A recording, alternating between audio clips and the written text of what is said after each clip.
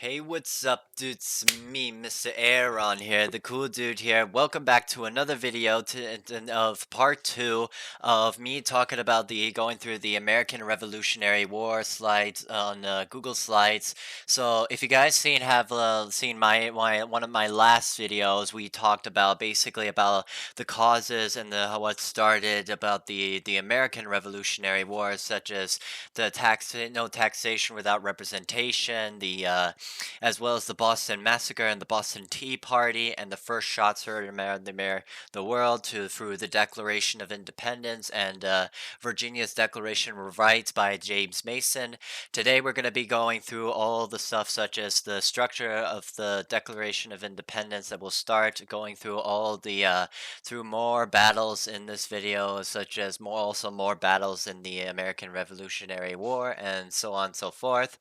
And yeah, but so before we get into this video, if you guys haven't yet, please be sure to hit the like button, subscribe to my channel if you're new, don't forget to comment, and turn on my bell notifications. That way you get notified by every video that I'll be posting in the second channel. And yeah, let's continue from there. All right, so if you guys see also last video, so here we're still going. I'm going to be going through here from the structure of the Declaration of Independence. So here the Declaration of Independence, it goes from starts from here that we believe that our rights is that it came from God, that we governed and limited the powers, and also the just government protects our rights, and that when it doesn't, we replace it by the that mentions the words, the quotes that what people believe in the rights that the many Americans, something that have been believed in today, and also the king's abuses, like going up against the kings, like the against the tyranny against King George III, such as the economic factors like taxation with and representation, prevents of trade, and the prevent of migration, and the civic is the denies U.S. English rights, and it denies the U.S. Jury trials and dismisses our local officers. And the military part is put troops in our homes, and as well as paid in to attack the American colonists. And we asked nicely to petition to the king, petition to a parliament, and they appeal to the people. That is what they've also many of the men in the Congress. If you guys seen my first part where they had mentioned this in the first Continental Congress, and we declare that these are free and independent states, and all ties are of Great Britain are served. So that means they're going to later break off to the ties of the British Crown when it was then ratified the Declaration of Independence in the Second Continental Congress. All right, let's move. All right, so here's a video. Basically, it's by the Daily Beringer, but this is a video about African Americans being in the American Revolutionary War. Now, technically, there has been also African Americans that basically had been part of the American Revolutionary War, like in both sides. But basically, about this moment in the Revolutionary War era, George Washington didn't want to basically allow or keep serving like many of the even though there has been some African Americans that did serve under George Washington, many of them decided that they continued to stop the fighting, and as well as also that they would then also at the time that they were turned into slavery and indentured servitude, and let's say working on the cross fields, and many of these African slaves had also even eventually also had retreated, and those who have been sided against with the British to basically counter descendant as more reinforcements and to be enlisted to the British Army to fight in many of the battles in the American Revolutionary War. If you guys want to check this video out, I'll send this video and a link in the description below. All right, so let's talk about the Battle of the Long Island. So here it basically says that the Continental Army and the British were strategically important in the port, that the Long Island strategically important port of New York. The island was a British stronghold until the end of the war in 1783. That General Washington and his intelligence activities on Long Island, due to the western part of the island's proximity to the British military headquarters in New York City. Because basically, this was like after the Declaration of Independence that Washington's troops had basically that they were preparing to prepare for the British invasion of New York, and so they set up their troops there. But once the British had basically landed their troops there, at first basically that George Washington had fought back, but what they did not realize was that they were at a decoy here, and that they were surrounded by their British troops with also with like the hot, many hot terrain, and before then that they were also losing their morale and also losing their supplies, and so that's why basically they were reported after defeat and after defeat, even after the losses such as like losing to later on like Fort Washington to the British here until George Washington's men had basically struggled and starved and later basically suffered in the frost winter before that when George Washington like basically led his like basically led army to the next victory into the to the Battle of Trenton, which I'll be getting later into this video. All right, so the Battle of Harlem Heights. So this took place on November the 16th of 1776, where saw the army general by George Washington successfully defended their position against the British advance, resulting in a key American victory and a morale boost for the Patriot cause. The Battle of Harlem Heights was fought in that day and is significant for several reasons. First, it marked the first American victory after several defeats earlier in the Revolutionary War. This victory boosted the morale of the Continental Army and restored confidence in General George Washington's leadership. And also the battle at Fort Washington, which took place on November 16, and during this time between the U.S. and Great Britain, it was that I mentioned it was marked as a British victory that it gained the surrender of the remnant of the fort garrison of Fort Washington near the north end of Manhattan. And the military skirmish fought on the day and the year between the Americans and the British in New York that a decisive victory that controlled Manhattan Island, and it forced George Washington and his American troops into retreating all the way into New Jersey. And so basically, like after their many of defeats and there was a total disaster, like many of their troops are basically they were starving to death, and many of them were basically mutinies that were in the army, as well as also basically not enough food and supplies, as well as suffering from diseases like pneumoma, sickness, as well as also frostbite and everything. And so that's why they had to like basically they decided that they're no longer fighting this cause, so they decided to retreat. But Washington had to do something, even so, to stop for to get a decisive victory against the plan. And so he basically came up with the plan to basically launch a British attack at to the across the Delaware River and attack Trenton. And before that, Thomas Paine, during around this time, was writing a pamphlet called the To the American Crisis, and basically just to go through over like go against the tyranny of King George III, but also like basically why the American Continental Army continues to fighting through the preserve of like basically through their liberty and through the birth of their fighting for their new country against the British Empire. And also by that time, like basically the British had also hired like basically their new allies that paid money with, which is known as the Hessians, which basically they are come from the Kingdom of Hessen-Nassau, which is now a part of modern day Germany, which basically they joined in the war because they wanted to pay because of them might get money, and so that's why they sent their troops all the way to Trenton and with the couple Hessian force. And so George Washington set up the plan by here in this picture by crossing all the way to the icy Delaware River, and that basically George Washington at the time was very confident that he would think that he would turn the tide of the war and basically get a decisive victory against the British, a decisive surprise attack, in which that was then launched against in Trenton. That basically that forced the Hessians that were outnumbered and maneuvered, and basically with a surprise attack and after the battle, the Hessians would then at the end surrendered, and the Battle of Trenton marked the victory for the Continental Army. All right, so let's go to. So here's what I mentioned about Trenton, the New Jersey, led by George Washington, crossing the Delaware River. That is a surprise and defeated a Hessian garrison which boosted the American morale, but it was also basically that making a crucial victory in the Revolutionary War. But then also in the Battle of Princeton, it was the following string of defeats in the New York area and Washington's Continental Army, a victory to regain momentum in boost of morale.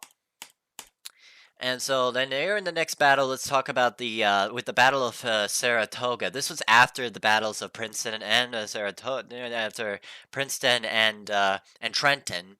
So basically, that's where basically the British had advanced also in the north of the colonies, and that way basically that they also captured also that was Fort Ticonderoga was then recaptured by the British by 1777, and that was a reaching point, and they were trying to close off and close off the colonies, and so that they thought we'd get a decisive victory.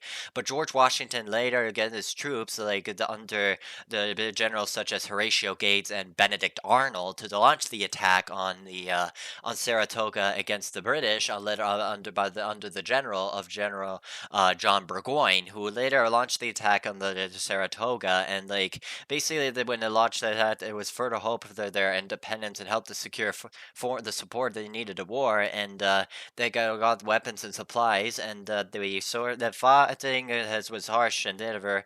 But then after the end of the war, that basically the force to the British surrender that lost the Americans victory, it was basically that Horatio Gates gets a lot of more of the credit than Benedict Arnold, and that basically upsetted Benedict Arnold because that he would then basically foreshadowed to basically later would become more of the biggest traitor in American history by 1779. All right, so let's talk about the Battle of Brandywine. So the Battle of Brandywine took place on September the 11th, 1777.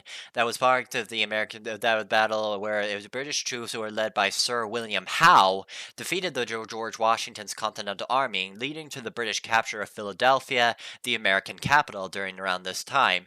And it was also during around this battle that some of the generals, such as Marquis de Lafayette, who was a French general who basically sided with the Continental Army. The reason why he actually decided to basically join the Continental Army is because of he heard about the stories about of the founding fathers, hearing about the lives of the Declaration of Independence of life and property and liberty, and basically and also basically the pursuit of happiness, and so that he basically decided to fight into an army and join to help the American cause, rather than basically staying into France with the nobility and become the French general. But the King Louis XVI, they didn't allow French troops to basically arrive in America, because if they do, then France would later get into another war with England, which is something that it could not abide. And so Marquis de Lafayette basically went himself into disguise and got himself into a ship, and then successfully went into to the American colonies, and even though there's some many get denied that there were in their crests, however, the Marquis de Lafayette was able to to join, and basically to join under the command with George Washington, and this was one of the battles that he first fought, which is the Battle of Brandywine. That he basically, it was during this battle when Lafayette led his charge, but basically after his devastating defeat, it was also around the time that Marquis Lafayette injured his own leg, and that he was able to retreat out of the battle. And then when George Washington approached him, he asked one of his men to basically treat him as if he was his own son, that they would basically took him into the hospital.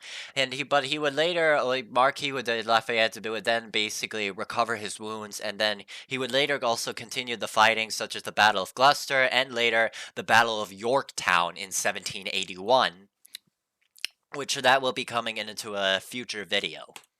Today we're All right, so let's talk about the U.S. generals in the Continental Army in the American Revolutionary War. So starting with Marquis de Lafayette from 1757 to 1834, who was a French aristocrat and a general of the Continental Army, excuse me, during the American Revolution. He was a key figure in the war and a leader of the French Revolution. He fought in the battle, also in the Battle of Gloucester that I mentioned, and he was also in the Battle of Brandywine Creek in 1777 too, who was also given the division of troops of his first experience in combat. He was also fought in the Battle of Barron Hill and Rhode Island in 1778, and defeating the British general Cornwallis in the Battle of Yorktown, which was played a key role in the final siege. So, and we also have Friedrich Wilhelm von Steuben from 1730 to 1794, who was like the Prussian general who basically helped to create the Continental Army during the American Revolutionary War, who basically trained like many of his own soldiers during like the harsh and dirty winters at Valley Forge from 1777 to 1778, that basically wanted to go through military trainings to be a first perseverance and combat to his discipline, great discipline to his troops, and he was also the first Inspector General of the U.S. Army. And then we have Benedict Arnold, who I mentioned before, who was the one who captured in Fort Ticonderoga way before Ticonderoga was recaptured by the British in 1777. That he was an American military officer who served in the American cause in the Revolution until in 1779, when he began to colluding with the British also after the battles of such as Saratoga, that he eventually in 1781 led the British forces in attacking on New London, Connecticut, and his name became reward for a traitor in American history. And then finally we have John Paul Jones, who was basically he was a Scottish naval officer and the American Revolutionary War hero. He was also known for basically daring the valor against the British, and it is often called. The father of the American Navy, because what this guy basically did is that he basically captured like basically a British ship and basically from New York, and then took it all the way to the Netherlands, and he basically also raided through several British ships, and raided all over through the British countryside, and such as their ports, and such as attacking and also in on New York, and basically he was also using this by capturing the sieging over the disguising them into ships until they reveal, until the surprise attacks, and those were kind of basically his own like his pirate tactics that he basically called, and does make this desire for his victory. And these were some of the naval ships that were later also with the French that later aided George Washington and his Continental Army, that were later in the Battle of Chesapeake Bay and later in Yorktown. Alright, so let's get to the next video. Alright, so there's also like basically there are so many spies that I can think of in the American Revolutionary War, and one of these spies that I've not mentioned in my last video, and that is one of them is Nathan Hale, who is a spy that basically went to the Continental Army, that basically spied over through the British, and basically through their intelligence and espionage, and so basically that the troop planned an attack from the for the British, and but he was later then caught by the British, and then he was then also, because he wasn't a good, very intelligent spy, and they were then captured, and he was then later executed by being hanged, or like basically famous others like the African American James Armistead, who was basically the African slave who was led under the command of General Lafayette to basically scout through over the military intelligence. Later, that the British would then later get the supplies over into their ships into the Chesapeake Bay before launching the Battle of Yorktown. But if you guys want to like basically learn more learn about more about spies during the American Revolutionary War, then I strongly urge you guys to basically check this video out by also the Daily Bell Ringer. I'll send more of these videos and everything, like as well as also in the through whole presentation, to basically give them all in the link down in the description. So yeah, let's keep moving here. Today Alright, so more of the US as well as also the British generals. So we have, first we have Francis Marion, who from 1732 to February 27th of 1795. He was also known by the nickname the Swamp Fox. So he was this is basically for his like basically effective use for guerrilla warfare tactics and his ability to operate in a swampy terrain in South Carolina, and is important for his contributions to the Revolutionary War, particularly in the Southern theater and his later role in the state government. Basically, of the southern terrain and guerrilla warfare tactics of hiding trees and bushes to attack through the British, and basically, and it was brutally effective against like the and to the against like many of the British armies, and used their tactics and like basically escape through many tactics and through maneuvers against the British. But later, like after the Revolutionary War, Francis Marion would later retire from the military, and also later get a wife, and also as well as like pretty much I think 3 kids and everything after the Revolutionary War. I'll send you also guys this video into the link description. And then we have U.S. General Henry Knox, who was the guy like basically after like the battle of the siege of Fort Ticonderoga, which was later captured by both Ethan Allen and Benedict Arnold. That basically Henry Knox, he was very influential figure of the Revolution and in the years of the U.S. He was also for his military expertise, and later President George Washington's Secretary of War, and his close relationships to George Washington. Because he was, if you guys remember from like the last video, Henry Knox was the guy who basically gave all the cannons, the weapons, and the supplies all the way to George Washington to basically use them as cannons all around the defenses, around the siege, all the way around into the British hold at Boston before the British were panicked, and then they decided to retreat out of Boston. And then we later have Bannister Tarleton, who is basically known as the British as basically the Butcher, who is from August 21st, 1754 to January 15th of 1833, that he was a British Army officer who played a significant role in the American Revolutionary War and later also in the Napoleonic Wars. That Tarleton is best known for being a skilled cavalry commander and who employed aggressive battle tactics. Like most specifically the Battle of Waxhaw Hill, and many a massacre also against like many Native Americans that many of the village militiamen that basically counterattacked into the British, and that they should go through a decisive victory. American troops that basically liked the victory, and that this was basically a poster that later that it was the British decisive victory, and it was then later spread all over to the continental through basically propaganda, and like basically that Tarleton was basically like a butcher for the British, and basically that massacred led a devastating cavalry charge successfully through dissipated all over the many of the American armies during around this time.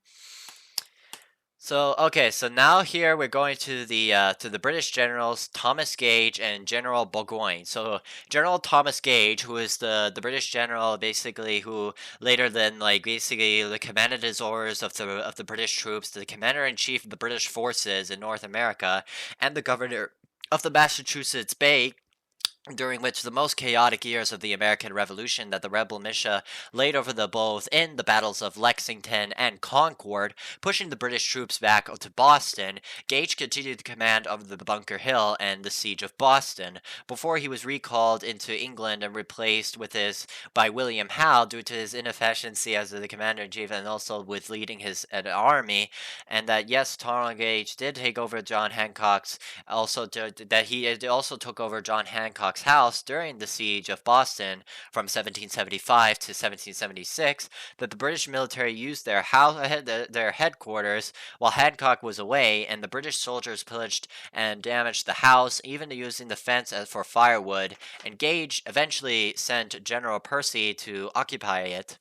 And then later we also have General John Burgoyne, who I mentioned to some of you guys that he was a part of that he was also fought in the battles such at Saratoga in 1777.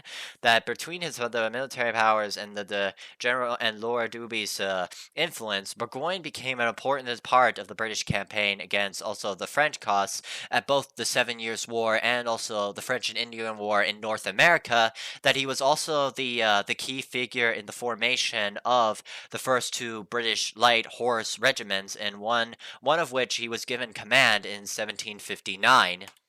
All right. So we're talking about more of the British generals. So we have Charles Cornwallis, who is the British general that I mentioned, who was later defeated at the battles such as like later in Cobham, but also later his greatest defeat and later become known as into the Battle of Yorktown in 1781, which marked the end of the American Revolutionary War. And he was a British general. He was later a British general, also a politician and a administrator. Then we have the Assistant General William Howe, part of the Fifth Wisca Howe, from August 10th to 1729 to August 12th, 1814. That he proposed that he led a double development to a plan to reroute the Continentals on also the Battle of Long Island in 1776 as General Howe's second in command. That's where they basically defeat the British, decisive British defeat over to the American Continental Army, and led to many of several of George Washington's losses before they were then stopped and basically camped at the later at the Soviet winter.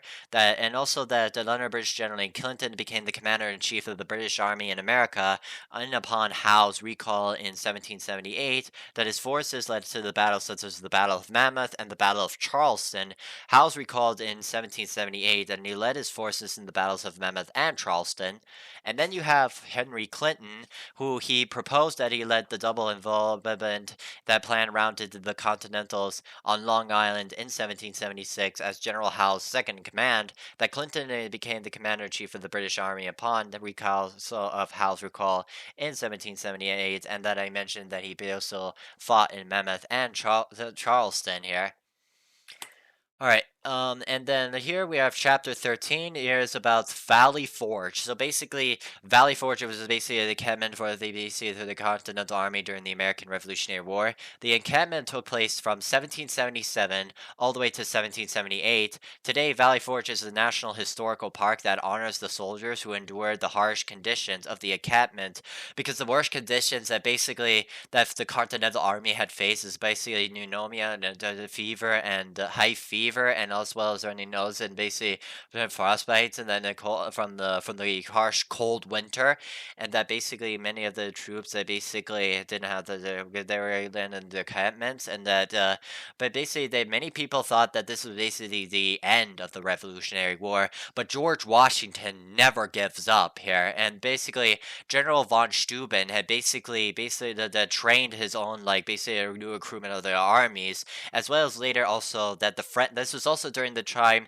that Benjamin Franklin also later endured basically the French to also join the side of the American cause during the war, and that basically that reinforcements and more arms and weapons to General George Washington, that basically George Washington still continued his plans of fighting and later defeating the British.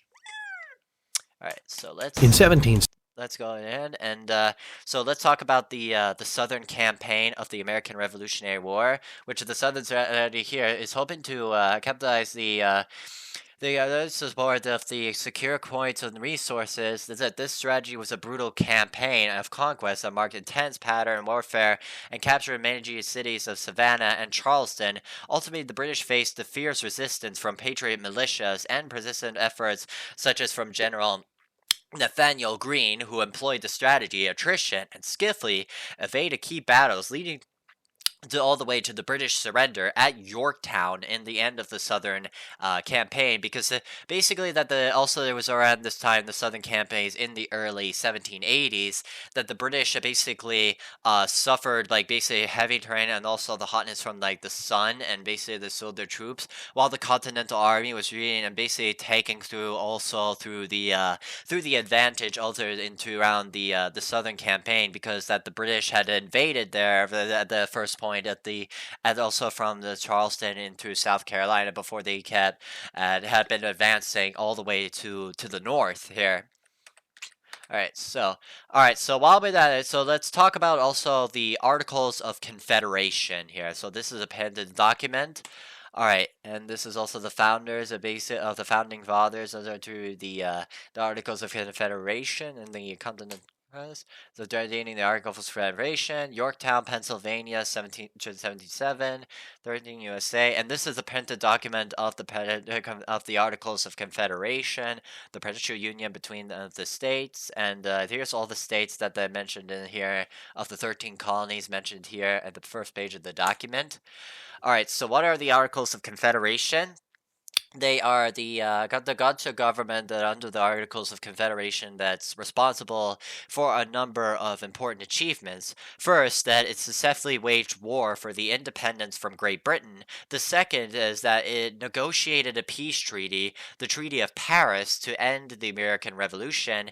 It also assured that each that state recognized the laws of other states, and with that, and it is a marriage in one state that would be valid in all of the other states, and that a citizen would travel freely from one state to another, and finally that criminals who had crossed the state borders could be sent back to the state in which they committed their crime. All right, and with the Articles of on what did the Articles of Confederation's achievements?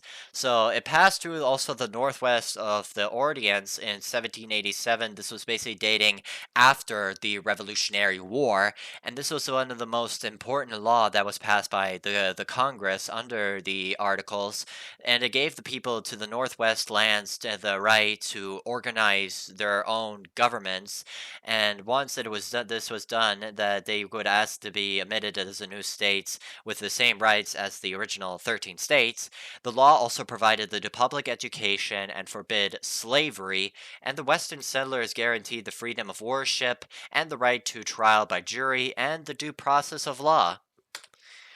All right, so here is also listed of the Articles of Confederation, such as one branch of government, which is only just the Congress or the legislative branch during this time. Each state only have one vote in Congress, but there is no like executive, no president, and no judicial branch, no Supreme Court, and that the 9 of the 13 states have approved of the proposal before it could become a law, and that all states have to agree in change of existing law, and what it does in terms of money and finances. The Articles of Confederation, they could not basically collect the taxes, because basically without like basically collecting these taxes, the American government they would basically get into like basically amount of like huge of financial debt here, and that they basically that they and that basically launched that will also later launch the mutinies such as later in Shays Rebellion, which that was also a part in 1786,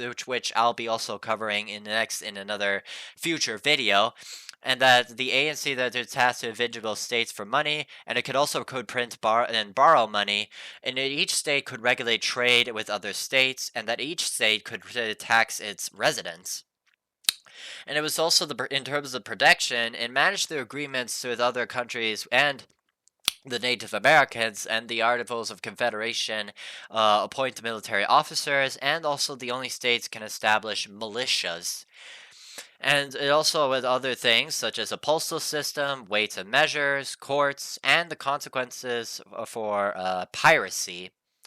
All right, and so this is a part of the cartoon of also if the unsuccesses of like basically of what the Articles of Confederation as why it failed and why it was a bad types of government, and it's basically of no funding armies of the Navy, weak foreign policy and no trade policy, and also there's just a Congress and the and as well as just no executive branch, no Supreme Court, no judicial branch, though, and that's what I mentioned there earlier.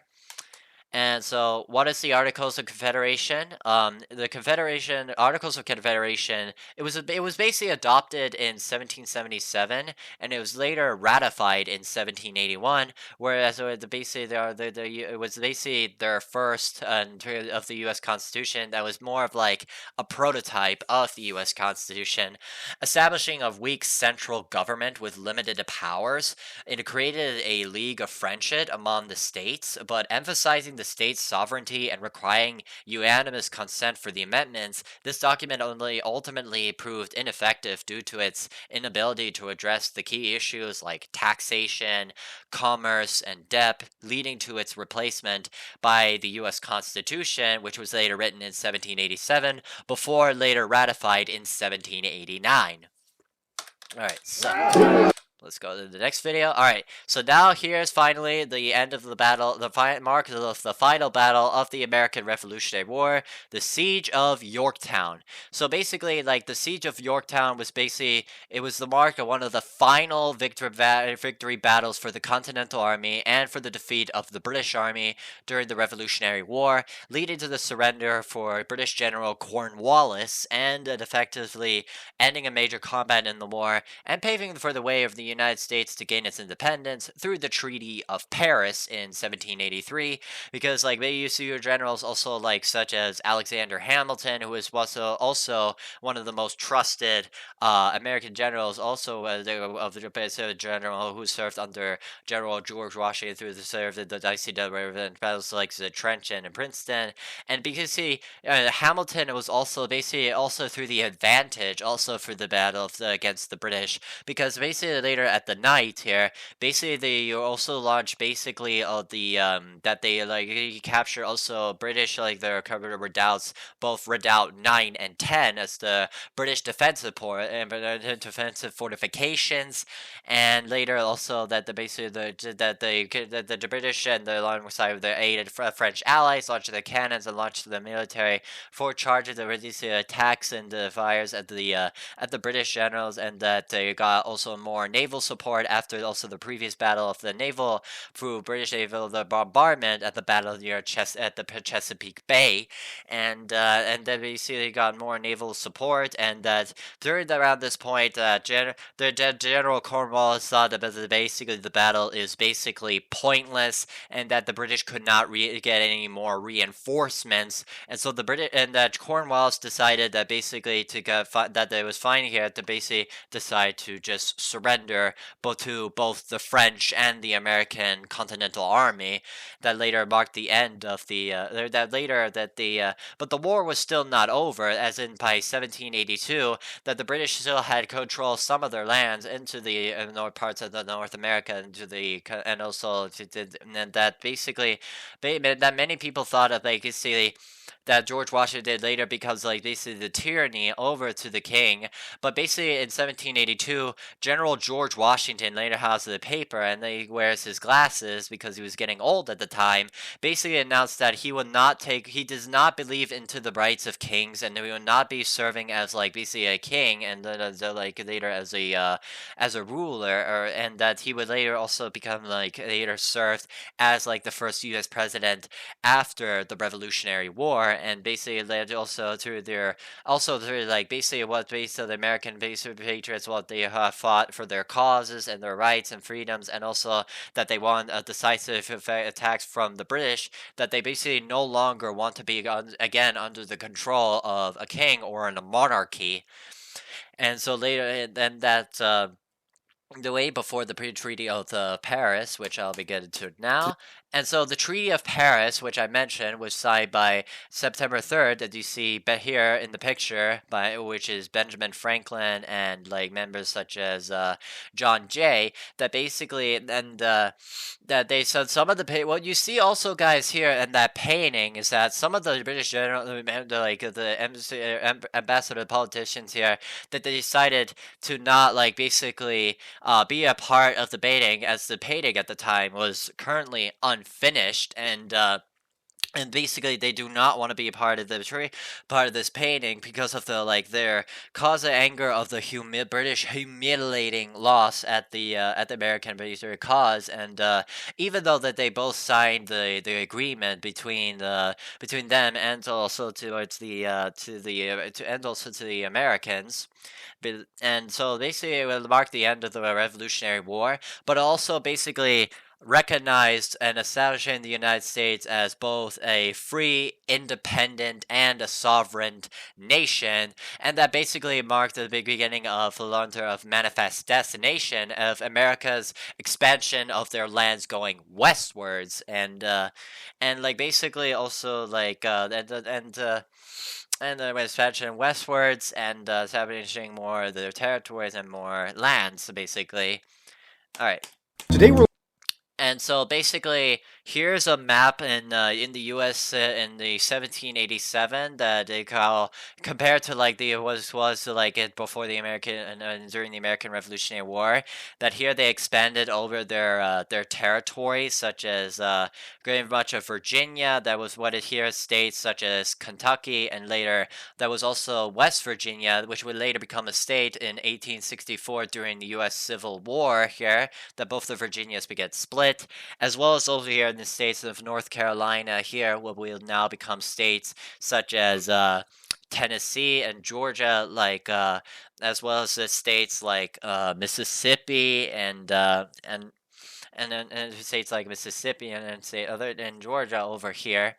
And so basically here and also the Northwest Territory, which is also because before like with expansion westward, the Northwest Territory has been under the control of like basically of the Native Americans after American colonists had basically declared their independence. But many of like General George Washington wanted to basically control over these lands because of the Northwest Territory that watched the natives of the rebellion against like the American patriots of the American Continental Army. And when General George Washington sent many generals, and after several basically through their losses by native troops and allies, basically but they eventually got to be able to taken over the control of the North Territory. Even especially so that it was basically agreed that was basically true that it was actually part of the Continental armies even after the Treaty of Paris in 1783, and later part it would later forever be absorbed to the United States to this day here, as seen also in the map and here in 1787. Excuse me. All right. So if you, so I want you guys to also give you I want to give you guys also a challenge also. Just take a look at all these three maps of the also about the 13 colonies here, like before the Revolutionary War and during the start of the American Revolution and after the Revolutionary War. Please, guys, please. These maps are the same place, but at the same time. But how are basically they're different? I want you to guys leave a comment down below. Like, what is so different? What difference do you see in pretty much in like all pretty much in all of these maps of the 13 colonies and the parts of here in the region in around North America? Like, what do you see? Like, from here, for example, like from between these maps and there, that that their territories has expanded after the Treaty of Paris in 1783. That was basically marked the beginning of my Western expansion that I mentioned in my last my last video too, and so yeah, but I still want you guys to leave a comment down below here. All right, so here's the chronological events in the and so basically so we have the Articles of Confederation is ratified, and also later Shays' Rebellion. It was in Massachusetts in 1786. Then in 1787, the Northwest Territorians is passed, and that the Constitutional Convention it begins in 1787 that same year. And two of these events in the same year, that the Great Compromise was basically signed, and by the bicameral Congress, and by the 1787 by the 3/5 Compromise of like still keeping like slavery into the America, because I mentioned again like slavery was not even mentioned into the U.S. Constitution until like basically after the ratification of the 13th Amendment after the U.S. Civil War. Okay, and so here's also another timeline. So, like 1775, the British troops in the battles of Lexington and Concord, and British defeated Americans in Boston and also the British defeat Americans in the Boston and the Bunker Hill, and also and the American captured Boston and the British captured New York City. 1777, the British attempt to split New England from other colonies, like General Burgoyne, surrounded by the American army, is forced to surrender at Saratoga. And then in 1778, the French joined the Americans in the war against Great Britain.